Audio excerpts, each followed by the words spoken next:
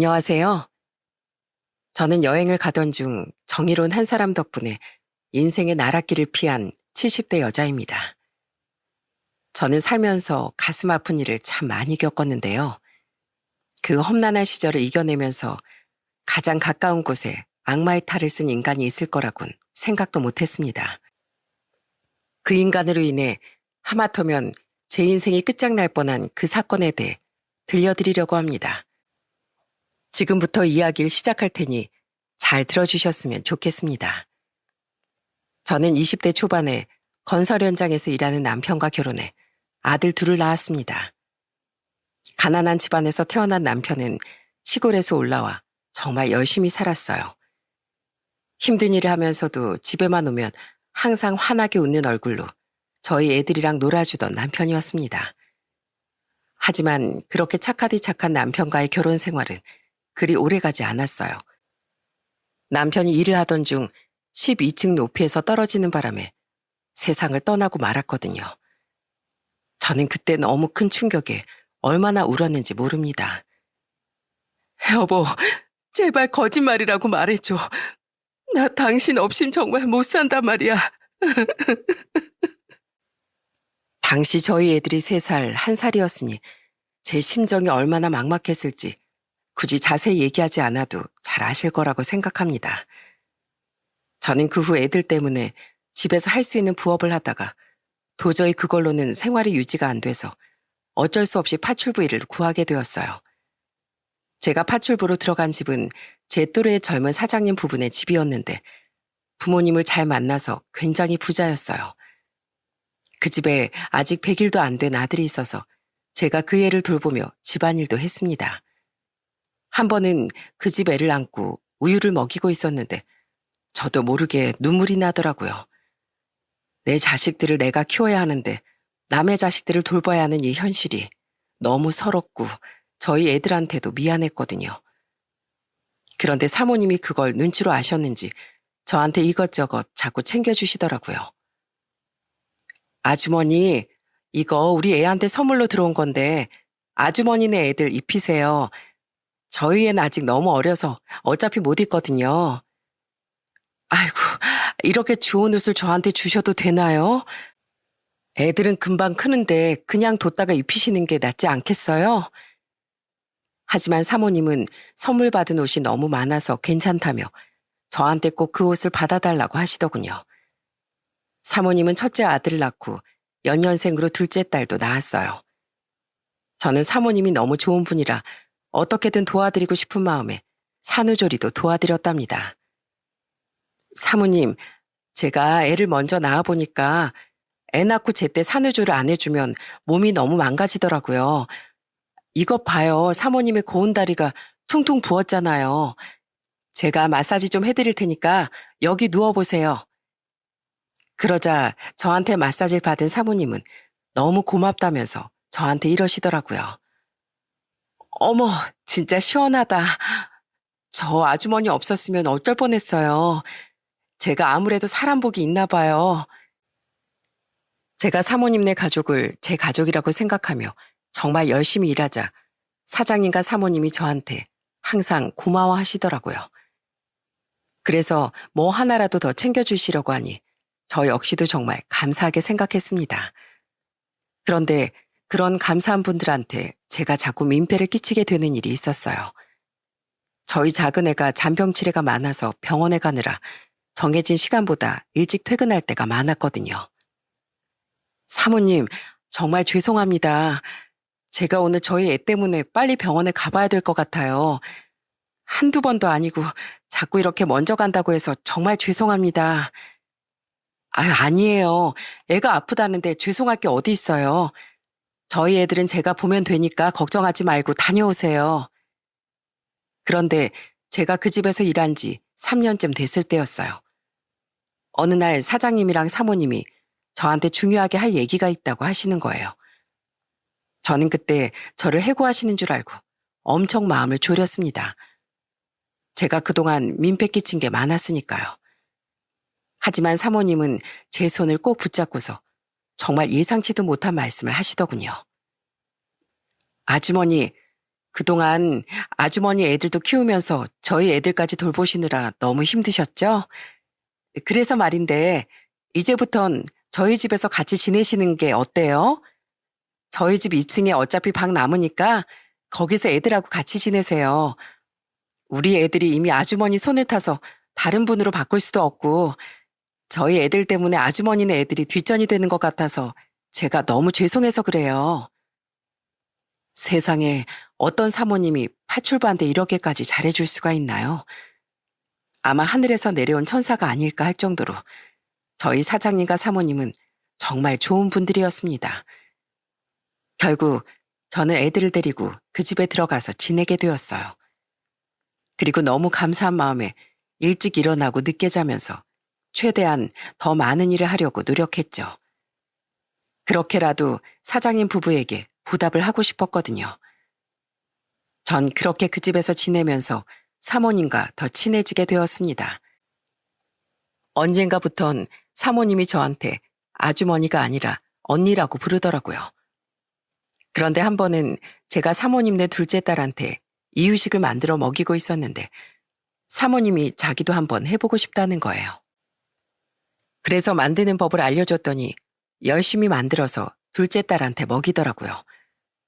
그런데 어린애들도 입맛은 있는지 사모님이 만든 이유식을 한 입 먹고 바로 거부를 하더군요. 아유, 언니, 원래 애들 입맛이 이렇게 까다로워요? 언니가 만든 이유식은 덥석덥석 잘 받아먹더니 제가 만든 것만 안 먹잖아요. 얘가 입맛이 이렇게 예민해서 나중에 요리사가 되려고 그러나? 사장님과 사모님은 절대로 저를 아랫사람처럼 대하지 않고 항상 존중해주고 배려해주는 사람이었습니다. 게다가 저희 애들한테도 너무 잘해주시더라고요.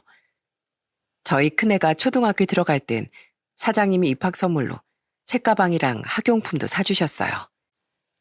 혁준아, 내가 널 딱 보니까 똑똑하고 영특한 게 나중에 꼭 큰 사람 될 것 같아. 나중에 꼭 성공해서 너희 어머니한테 꼭 효도해야 한다. 너희 어머니가 너희를 키우느라고 얼마나 많이 고생하시는지 알지? 그렇게 항상 잘해주시다 보니 저도 늘 최선을 다해 애들을 돌보고 집안일을 했습니다. 제가 보답할 수 있는 방법은 그것밖에 없었으니까요. 그렇게 그 집에서 일한 지도 벌써 12년이 흘렀습니다. 그런데 하루는 사모님이 저한테 충격적인 얘기를 하시더라고요. 언니, 저희 곧 미국으로 이민 가요. 예전부터 준비했었는데 이제 진짜로 가게 되었어요. 네? 이민이요?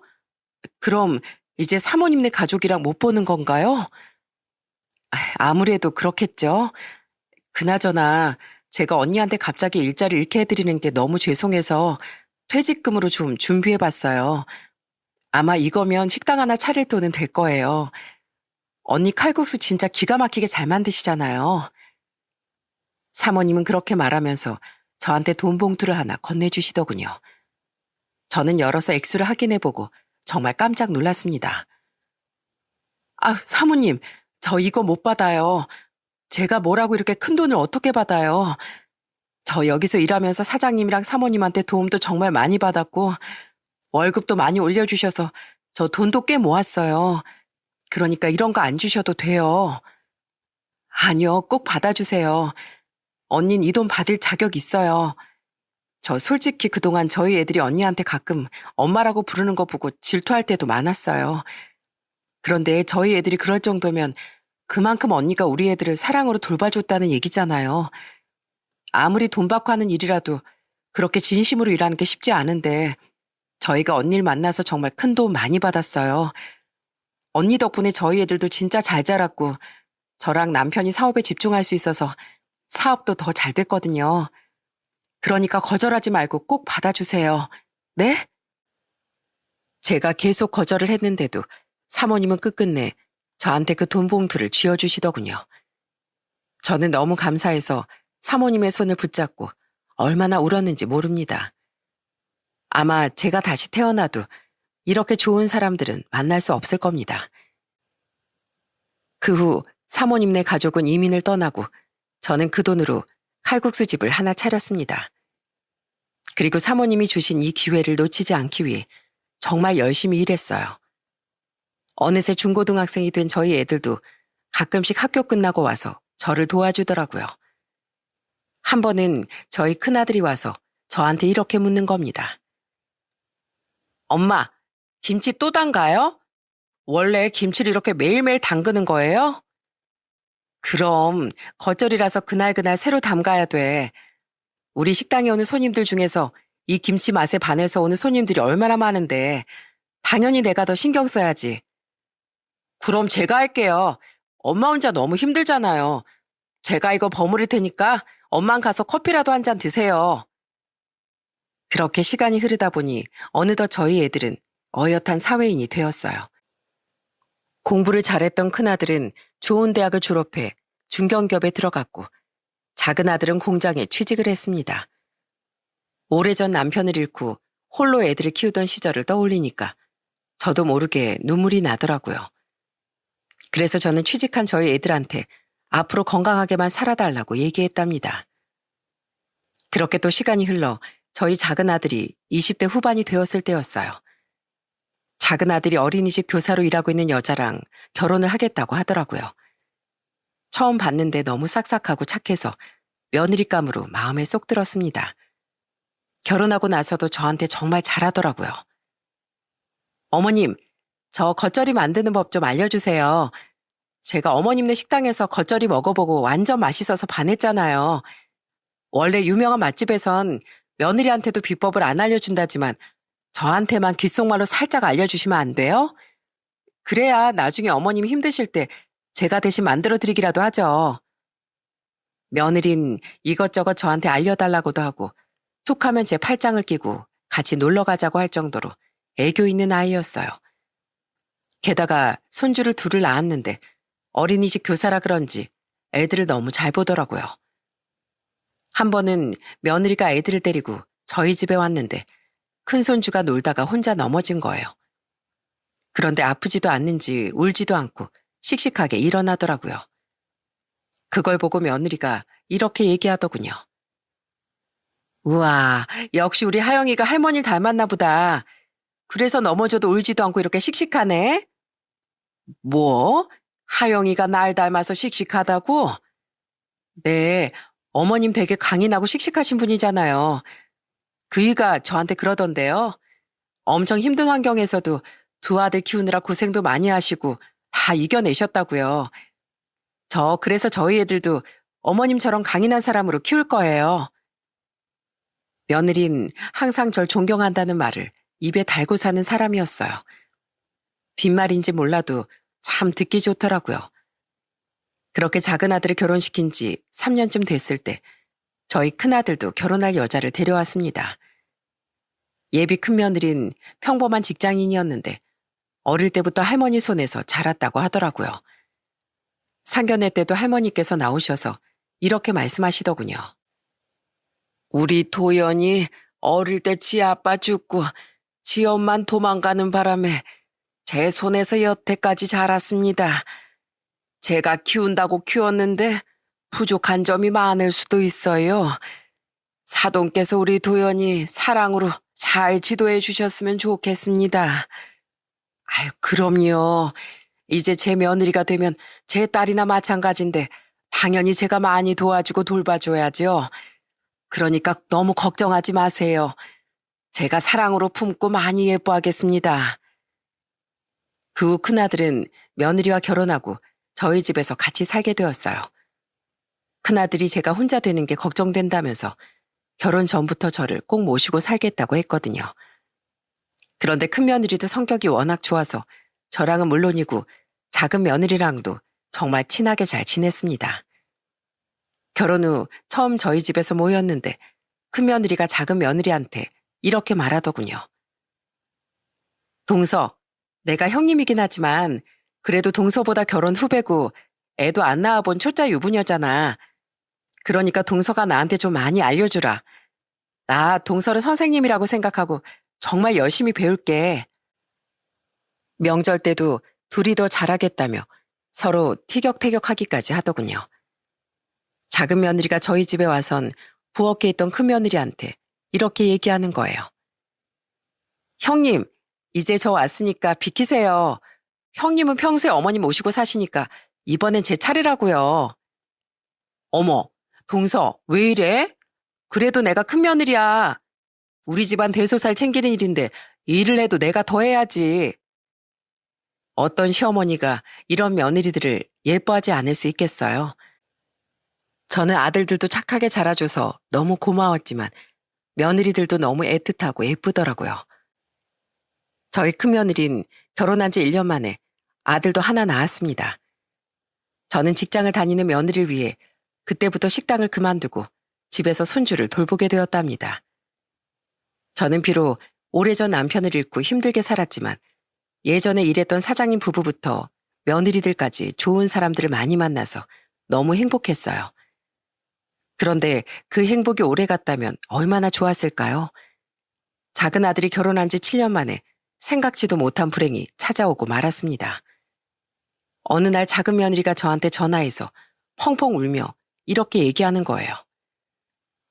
어머님, 큰일 났어요. 우리 그 공장에서 일하다가 사고가 나는 바람에 큰일 났다고요. 제발 빨리 좀 와주세요. 제발요. 청천벽력 같은 소식에 달려가 보니 이미 저희 작은 아들은 세상을 떠난 뒤였습니다. 알고 보니 작은 아들이 공장에서 이동 크레인으로 철판롤을 옮기다가 옆에 세워져 있던 다른 철판롤이 넘어지면서 사고를 당했다고 하더군요. 그 철판 무게가 자그마치 1톤이 넘는다고 하더군요. 저는 싸늘하게 식어있는 작은 아들을 붙잡고 펑펑 오열을 하고 말았습니다. 승환아, 이 못난 놈아. 애미랑 처자식을 두고 이렇게 가버리는 게 어디 있냐. 너 없이 난 어떻게 살라고. 이렇게 말도 없이 순식간에 가버리는 게 어디 있어. 남편이 세상을 떠났을 때보다 몇 배는 더 슬퍼서 몸도 못 가누겠더군요. 그렇게 슬픔 속에 장례식을 치르고 난 후 작은 며느린 저희 집에 더 자주 찾아오더군요. 자꾸 와서 저희 작은 아들이 흔적을 찾으려고 애쓰는 모습이 너무 안타까웠어요. 그래서 한 번은 작은 며느리한테 이렇게 얘기한 적이 있었습니다. 애미야, 이제 우리 집에 이렇게 자주 찾아올 필요 없다. 이제 우리 아들도 없는데 너도 네 인생 살아야 되지 않겠니? 우리 아들 없이 너 혼자 애들 둘이나 키우려면 힘들 텐데 내가 너한테 뭐라도 도움이 되고 싶으니 이 돈 받거라. 이거 받고 앞으로 나 신경 쓰지 말고 편하게 살아. 어머님, 저 그 돈 못 받아요. 그리고 제가 어머님을 얼마나 좋아하는데 왜 오지 말라고 그러세요. 저 앞으로도 자주 올 거니까 제발 그런 말씀하지 마세요. 저는 며느리랑 손주들한테 도움이 됐으면 좋겠다는 마음으로 5천만 원을 주려고 했는데 며느린 끝끝내 거절을 하더군요. 그래서 한 번은 며느리가 작은 집으로 이사를 갔다고 하길래 집들일 핑계로 갔다가 몰래 안방에 돈가방과 편지를 놓고 나왔습니다. 그런데 나중에 그 돈가방을 발견한 작은 며느리가 저한테 전화하더니 펑펑 울면서 저한테 이러더군요. 어머님, 저 마음 아프게 도대체 왜 이러세요? 저 이 돈 못 받는다고 말씀드렸잖아요. 애미야, 너 날 너무 좋아하고 존경한다고 했지? 그래서 우리 아들이 없어도 계속 나랑 왕래하면서 지내고 싶다고 했지. 그럼 나도 그렇게 할 테니 그 돈 꼭 받아라. 나랑 앞으로 인연 끊고 안 보고 살 거면 그 돈 다시 돌려주고 나랑 계속 지금처럼 지내고 싶으면 그 돈 받아서 필요한 데 써. 알았지? 그러자 며느린 차마 저랑 인연을 끊지 못하겠는지 결국엔 감사하다고 펑펑 울면서 그 돈을 받더라고요. 물론 저희 작은 아들이 일하다가 그렇게 된 거라 산재 처리를 받긴 했습니다. 하지만 여자 혼자서 애 둘을 키우는 게 힘들 거라는 걸 제가 너무 잘 알고 있었기 때문에 그렇게라도 도와주고 싶었던 거예요. 그 후 저는 작은 아들을 잃은 슬픔을 이겨내기 위해 부단히도 노력했습니다. 하지만 그게 마음대로 되는 게 아니더군요. 매일 세상을 떠난 작은 아들이 보고 싶어서 남몰래 울 때가 많았어요. 그런데 제가 그렇게 슬퍼하는 걸 알고 저희 큰며느리가 저한테 더 잘해주더라고요. 한 번은 날씨도 좋은데 벚꽃 보러 가자길래 같이 나갔는데 큰며느리가 저한테 사진을 찍어주면서 이렇게 얘기하더군요. 어머, 누가 꽃이고 누가 어머님인지 모르겠어요. 우리 어머님 도대체 어디 계시지? 얘는 다 늙은 나랑 예쁜 꽃들이랑 비교가 되니? 진짜요, 어머님. 제가 언제 거짓말하는 거 보셨어요? 저 거짓말 같은 거 못하는 사람이에요. 그치, 여보? 맞아요, 어머니. 이 사람 말처럼 우리 어머니가 너무 고와서 꽃이랑 구별이 안 되는데요, 뭘. 아이고, 하여튼 부부끼리 꼭 닮아도 너무 닮았네. 이 늙은 엄마 기분 풀어주려고 오버하는 게 아주 똑같아. 큰며느리뿐만 아니라 저희 손주도 저를 너무 잘 따랐습니다. 한 번은 며느리가 사과를 깎아선 포크로 찍어서 저희 손주한테 이렇게 얘기하는 거예요. 우진아, 이거 할머니 먼저 드리자. 항상 우리 집에선 할머니가 1등이라고 얘기했지? 네, 당연히 할머니가 1등이죠. 할머니, 아이고, 맛있다. 우리 손주가 주는 사과라 그런지 정말 맛있네. 그럼 이제 할머니는 먹었으니까 다음번에 누구 줄 거야? 엄마 줄래? 아니면 아빠 줄래? 전 또 할머니 줄래요. 할머니가 제일 좋단 말이에요. 그러자 옆에 있던 저희 아들이 깔깔 웃으며 이렇게 얘기하더군요. 뭐야? 엄마 아빠보다 할머니가 더 좋다는 거야? 이거 좀 서운한데? 그래도 할머니가 워낙에 좋은 사람이니까 인정할 건 인정해야지. 그런데 그렇게 살다 보니 저희 집에 정말 좋은 일이 생겼습니다. 몇 년 전부터 저희가 살고 있는 아파트에 재개발 얘기가 나오고 있었는데 결국엔 보상으로 새로 지은 아파트 한 채를 받게 되었거든요.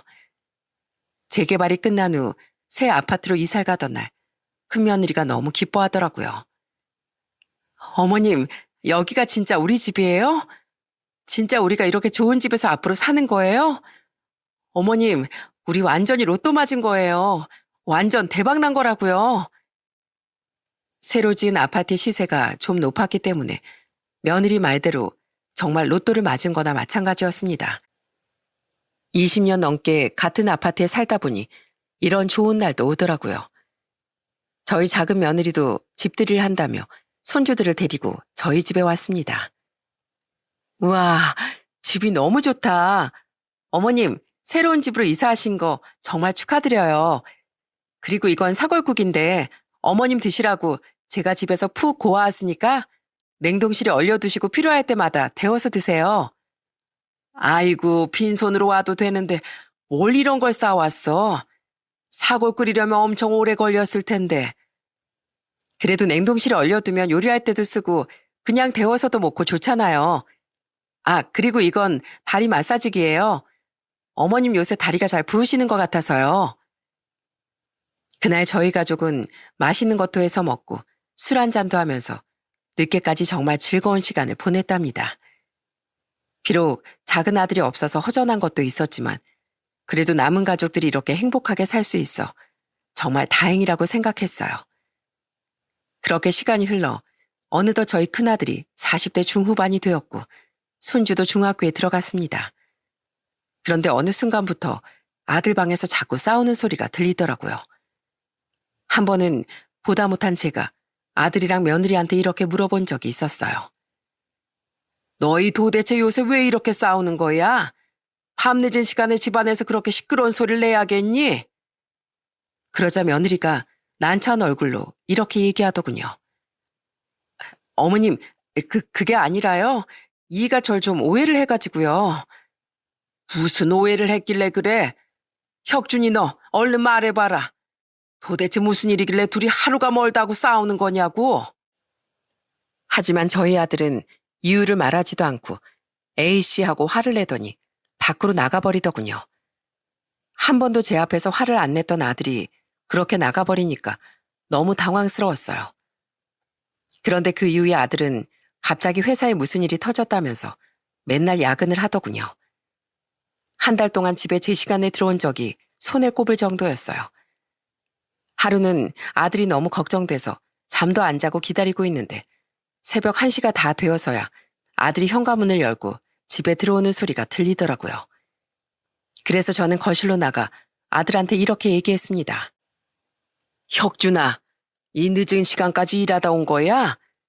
아휴, 너무 힘들어서 어떡하니? 밥은 먹었어?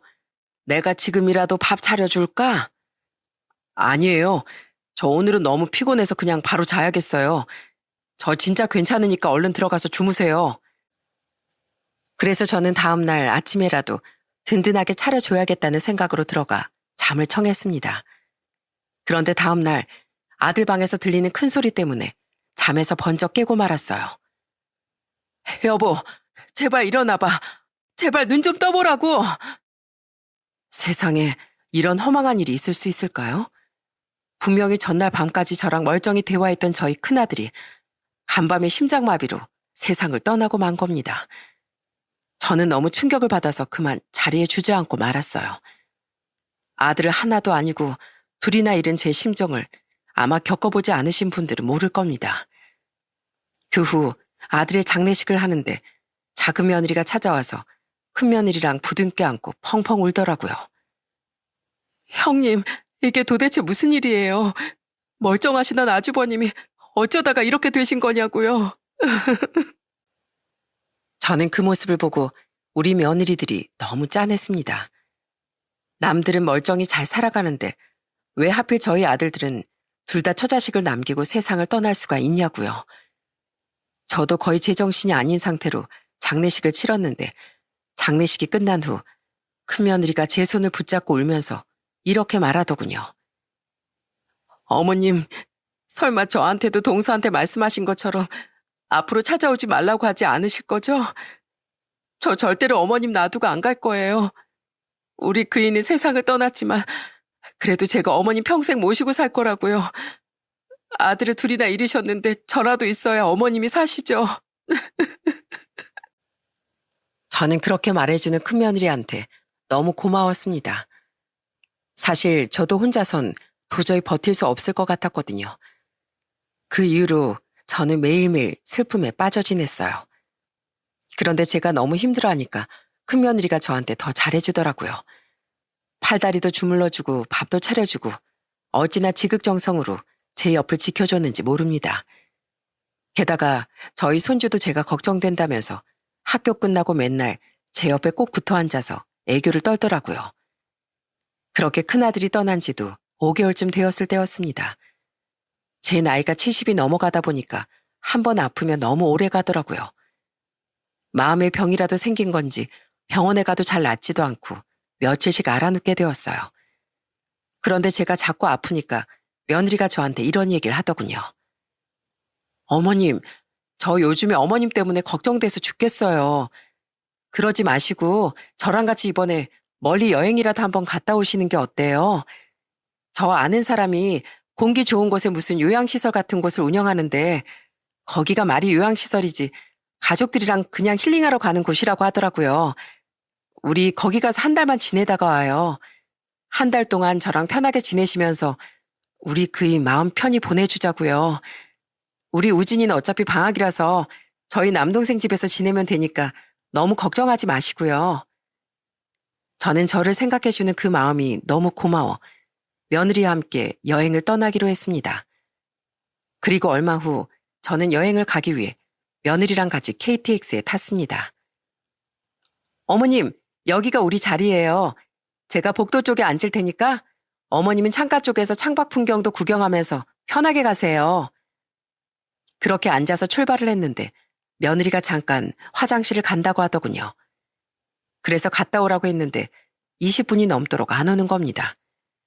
한참이 지나서야 다시 자리로 돌아오길래 저는 며느리에게 이렇게 물어봤습니다. 화장실 갔다 온다면서 왜 이렇게 늦게 왔어? 화장실에 사람이 많니?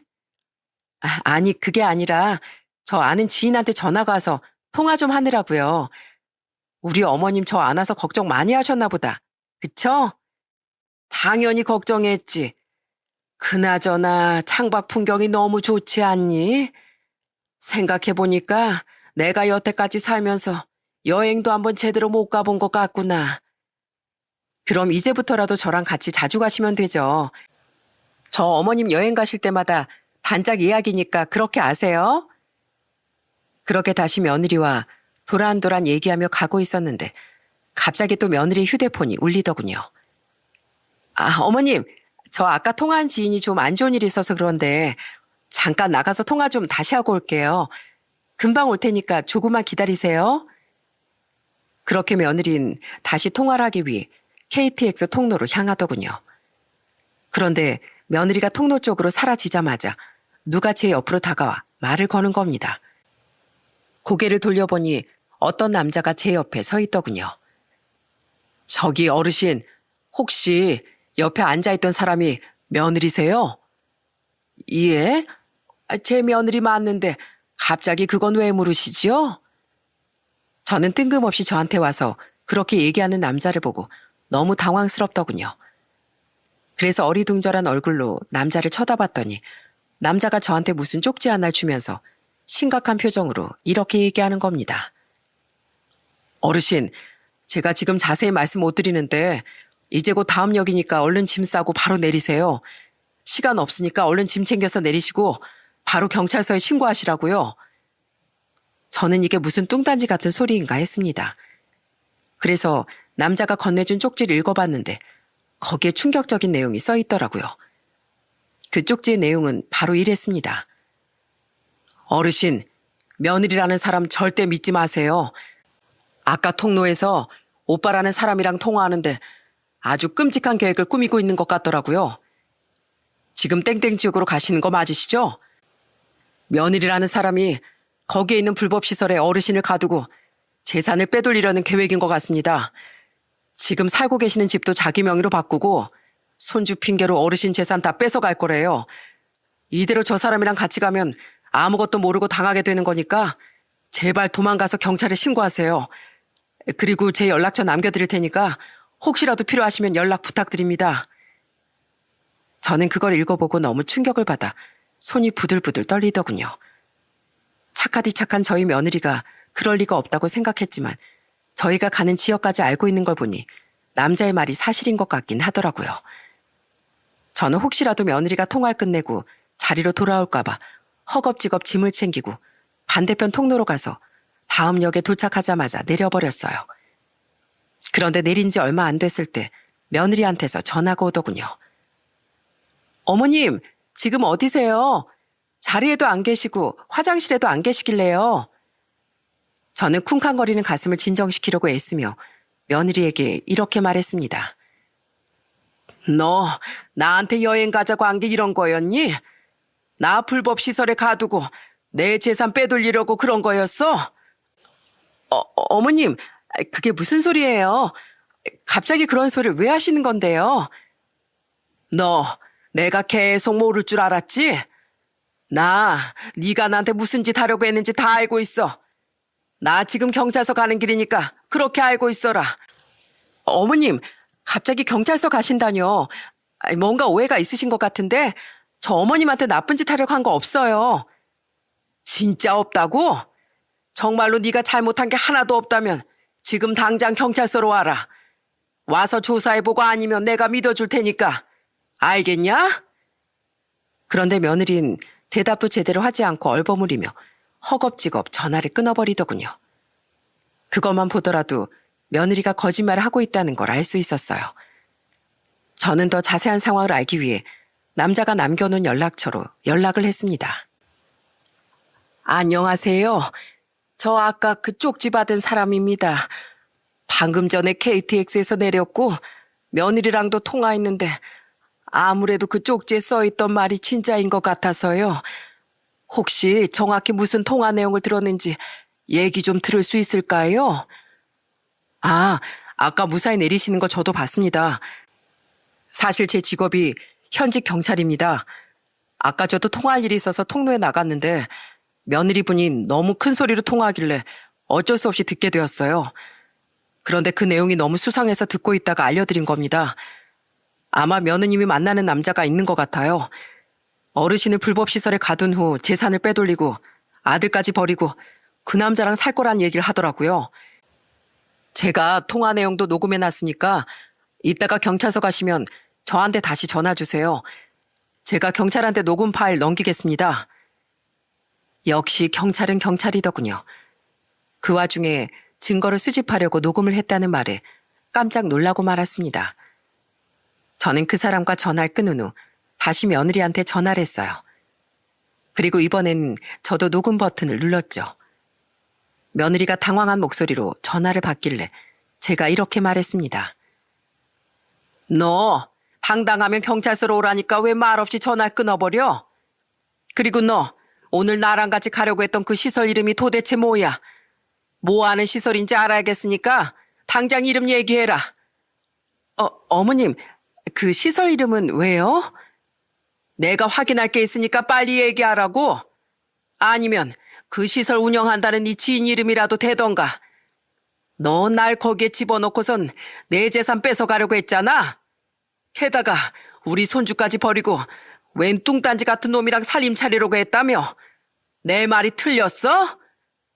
어머님, 그걸 어떻게 하셨어요? 어떻게 알았냐고? 역시 그렇게 묻는 걸 보니 그 사람 말이 사실이었나 보네. 난 네가 남편이 죽고 나서도 시애밀 모시는 효부인 줄 알았는데 이제 보니 완전히 무서운 인간이었어. 나 절대 이대로는 그냥 못 넘어간다. 증거도 있으니까 경찰서에 가서 다 신고해버릴 거야. 그러니까 콩밥 먹을 준비해. 알았어? 어머님, 어머니. 저는 너무 화가 나서 전화를 확 끊어버렸습니다. 그리고 바로 경찰서에 가서 신고를 했어요. 아까 쪽지를 준 그 사람이 경찰관이랑 직접 통화해서 상황을 설명하고 자기가 녹취한 내용도 경찰에 보내더군요. 그 사람이 아니었으면 아무것도 모르고 끌려갔을 걸 생각하니 너무 소름이 돋아 가슴을 몇 번이나 쓸어내려야 했습니다. 그 이후 저는 다시 집으로 올라와서 며느리가 절 보내려고 했던 그 시설에 대해 알아봤어요. 알고 보니까 그 시설은 법적으로 등록도 안 하고 운영하는 불법 시설이었는데 사람도 별로 없는 외딴 곳에 위치해 있고 한번 들어가면 나오기 힘든 곳이라고 하더군요. 우리나라에 그런 곳이 존재한다는 게 정말 무서웠습니다.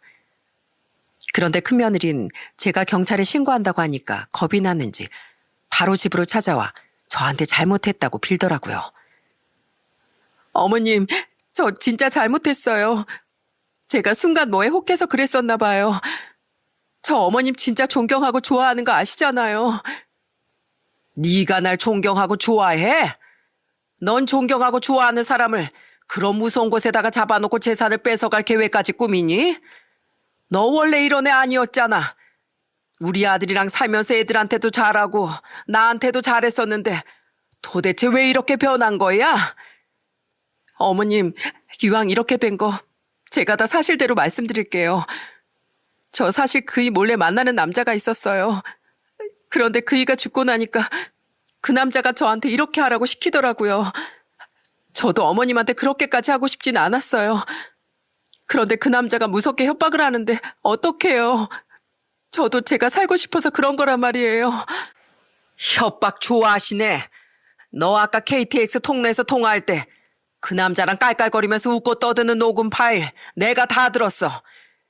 이제 늙은 노인네 시설에 집어넣고 너희들끼리 희낙낙하면서 살 수 있겠다면서 좋아하는 거 내가 다 들었다고. 어머니, 그걸 어떻게 아셨어요? 진짜 죄송해요, 어머니. 저 사실 너무 막막해서 그랬어요. 이제 그이도 없고 저 혼자 애 키우면서 살 생각하니까 눈앞이 캄캄했단 말이에요. 어차피 어머님 거기 들어가시면 힘들어하실 거 뻔하니까 어머님 입에서 재산 다 줄 테니까 제발 나가게 해달라는 말 듣고 싶어서 그런 거였어요. 어차피 우리 우진이도 있으니까 어머님이 저 신고 못할 거라고 생각했단 말이에요. 그런데 어머님이 저 경찰에 신고해서 저 교도소 가게 되면 우리 우진이 누가 키워요? 그이도 이제 죽고 없는데 엄마인 저라도 우진이 곁에 남아있어줘야죠. 그러니까 제발 경찰에 신고한 거 취하 좀 해주세요. 네? 취하는 개뿔. 너 같은 건 감방에 들어가 콩밥 좀 먹어봐야 돼. 그리고 뭐? 너 혼자 우진이를 키우기 힘들어서 어쩔 수 없었다고? 거짓말 하지 말어. 너 우리 우진이도 버리고 그놈이랑 살림 차리고 살 생각이었잖아. 어떤 애미가 돈 욕심이 나서 시애밀 시설에 집어넣고 지 자식까지 버릴 생각을 해? 네가 그러고도 엄마야? 네가 그러고도 사람이냐고. 어머님, 진짜 잘못했어요. 저 그런 계획 세운 거 평생 반성하면서 살게요. 그러니까 저 제발 한 번만 봐주세요. 저 깜빵 들어가기 너무 무섭단 말이에요. 그거 무섭다는 사람이 아무것도 모르는 날 더 무서운 곳에 보내려고 해? 너 내가 가만 안 둬. 애초에 네가 우리 아들 놔두고 바람 핀 것부터가 잘못이야. 그런데 넌 바람 핀 걸로도 모자라. 우리 아들 죽고 나서 나랑 우리 손주까지 버리려고 했어. 너 같은 건 감방에 들어가서 너 같은 죄인들이랑 같이 사는 게 딱 어울려. 그러니까 시끄러운 소리 하지 말고 당장 여기서 나가. 여기 내 집이니까 당장 꺼지라고. 어머님, 제발요. 제발 한 번만요. 며느린 계속 애원했지만 저는 며느리를 내쫓고 며느리의 짐도 다 밖으로 내놔버렸습니다. 세상에 살다 살다 어쩜 이런 일이 있을 수 있는지 너무 황당하고 기가 막히더군요. 마음 같아선 며느리를 감방에서 평생 썩게 해주고 싶었지만 미수에 그치는 바람에 결국엔 벌금형만 선고받게 되었어요. 그런데 나중에 이 사실을 알게 된 저희 손주가 저한테 와선 이렇게 얘기하더군요. 할머니, 저 앞으로 엄마 말고 할머니랑 같이 살래요. 우리 엄마가 할머니한테 그런 짓을 하려고 한 것도 모자라 저도 버리려고 했다면서요. 저 우리 엄마 너무 무섭고 못 믿겠어서 절대 같이 살고 싶지 않아요. 그러니까 할머니만큼은 제발 저 버리지 말아주세요. 저 할머니랑 같이 살고 싶어요. 네? 손주가 울면서 그렇게 얘기하는데 너무 안쓰러워서 눈물만 나오더군요. 그런데 이번엔 작은 며느리까지 찾아와 제 앞에서 눈물을 흘리더군요. 어머님, 어떻게 이런 일이 있을 수가 있어요. 그렇게 착하셨던 분이 어쩜 그렇게 끔찍한 일을 꾸밀 수가 있냐고요. 어머님, 앞으로는 아무도 믿지 말고 저만 믿으세요. 다신 그런 인간 말에 속지 마시라고요. 아시겠어요? 저는 그 일이 있은 후 너무 충격을 받아서 한동안 병원을 다녀야 했는데 작은 며느리가 그때마다 절 병원에 데리고 다녔습니다. 그런데 하루는 작은 며느리가 또 저를 병원에 데려가려고 저희 집에 왔는데 하필 그때 큰 며느리가 집에 찾아온 거예요. 큰 며느리는 제 앞에 무릎까지 꿇고 빌기 시작하더군요. 어머님, 제가 정말 잘못했어요. 제가 앞으로 다시 어머님 잘 모실게요. 그러니까 저 내치지 마시고 다시 받아주세요. 저희 우진이도 이 집에 있는데 당연히 저도 이 집에 같이 있어야죠. 그런데 그때 작은 며느리가 제 앞을 막아서며 큰 며느리한테 이렇게 말하더군요. 당신 우리 어머님한테 그렇게 끔찍한 일을 저지르려고 했으면서 어떻게 다시 받아달라는 말을 할 수가 있어? 우리 어머님 아들을 둘이나 잃으시고 죽지 못해 하루하루 버티시는 분이야. 그런데 어떻게 그런 분한테 그런 못된 짓을 꾸밀 수가 있냐고.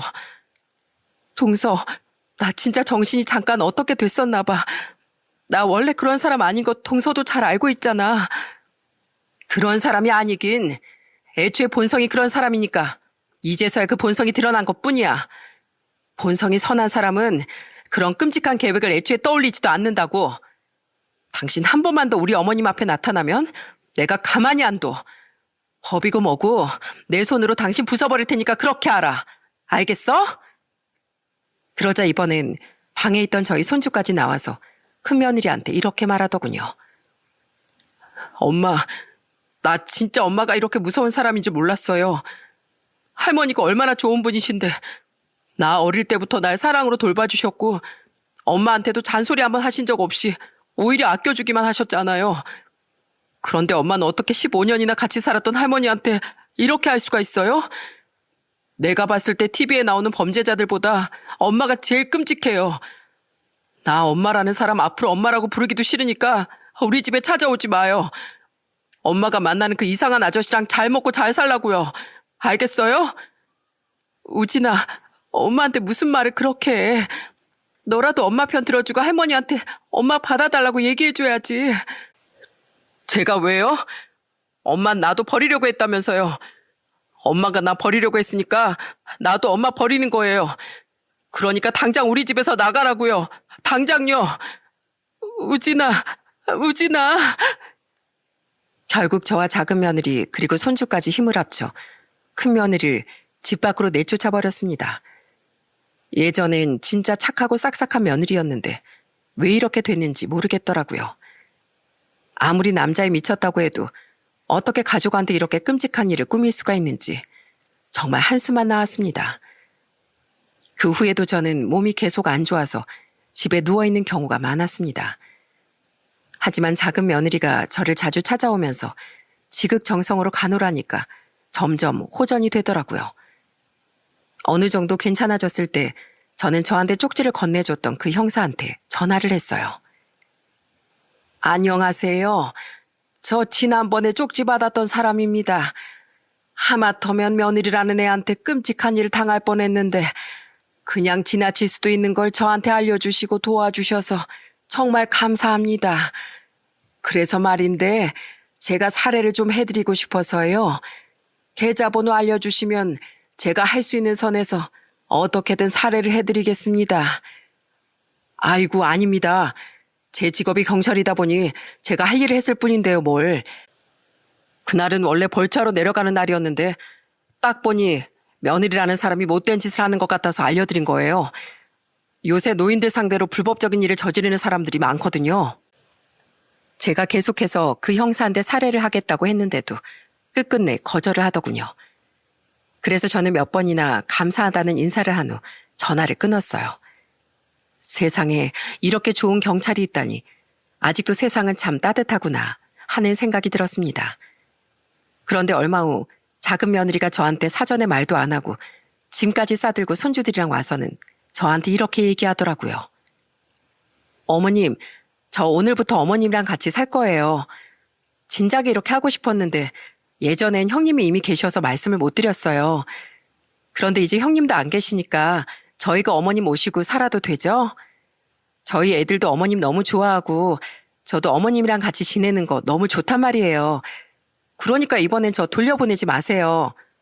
저 어머님한테 껌딱지처럼 붙어 있을 거니까요. 아시겠죠? 작은 며느리가 그렇게 말하니까 너무 예쁘고 고마워서 눈물이 다 나오더군요. 그렇게 저는 작은 며느리와 손주 셋을 데리고 살게 되었습니다. 손주들끼리도 사촌 간에 안 싸우고 정말 잘 지내더라고요.